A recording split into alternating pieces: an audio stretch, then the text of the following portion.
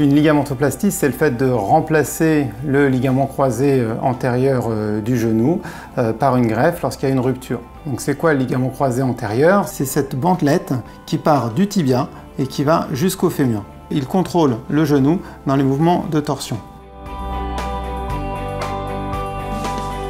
Les symptômes immédiats qui peuvent évoquer une rupture du ligament croisé antérieur, c'est tout d'abord la sensation de lâchage ou de dérobement du genou, également le gonflement du genou après le traumatisme, et un point aussi qui est très fréquent, c'est l'impossibilité de reprendre son activité sportive juste après le traumatisme.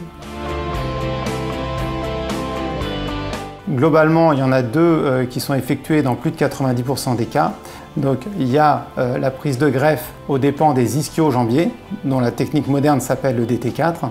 Et il y a aussi la prise de greffe aux dépens du tendon rotulien, qui s'appelle le KJ, du nom de Kenneth Jones, du chirurgien qui a inventé cette technique. Personnellement, je pratique les deux techniques. Chez les sportifs de haut niveau, je privilégie le KJ pour une solidité que j'estime supérieure. L'intérêt d'avoir une consultation rapide, c'est tout d'abord d'avoir un diagnostic rapide. Le deuxième intérêt, c'est de mettre en place les soins adaptés directement, notamment de lutter contre la raideur articulaire, donc de retirer l'attelle et de débuter les séances de rééducation. Le troisième intérêt, c'est d'informer le patient sur une éventuelle indication chirurgicale à venir pour son genou. Après l'intervention, l'idée c'est de pouvoir avoir une activité sportive complète et de retrouver son niveau de sport antérieur. Après, dire qu'on va être aussi solide qu'avant, on ne va pas faire mieux que la nature. Donc c'est une chirurgie qui fonctionne très bien, avec de très bons résultats pour la reprise sportive au même niveau.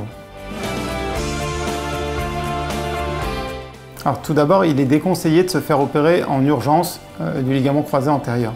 Il faut attendre que l'œdème et l'inflammation du genou se résorbent. Et ça prend un mois et demi. Le genou devient souple et indolore. Et c'est là qu'on est au meilleur moment pour l'intervention. L'intervention de la ligamentoplastie, ça dure 45 minutes. Elle est effectuée en ambulatoire. Le patient vient le matin, sort le soir. Dans les suites de l'opération, une attelle est mise en place pour 2-3 semaines et l'appui est autorisé.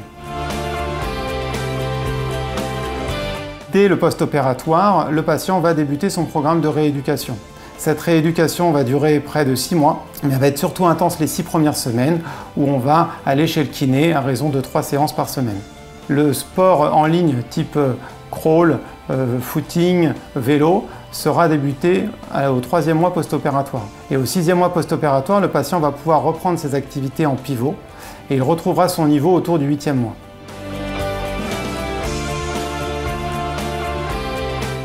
Du coup, j'ai été agréablement surprise parce que c'est vrai que le docteur Rueil, le jour même où on a appelé la clinique, le lendemain, il a pu me prendre en consultation. Donc c'est vrai que j'ai été surprise parce que prendre un rendez-vous avec un chirurgien pour cette blessure ou même pour d'autres blessures, ça prend du temps, c'est compliqué. La consultation s'est super bien passée. Il a été très explicite dans ses explications. J'ai tout compris, il m'a mis à l'aise, il m'a rassurée aussi. C'est pour ça d'ailleurs que je vais me faire opérer avec le docteur Rueil. Voilà.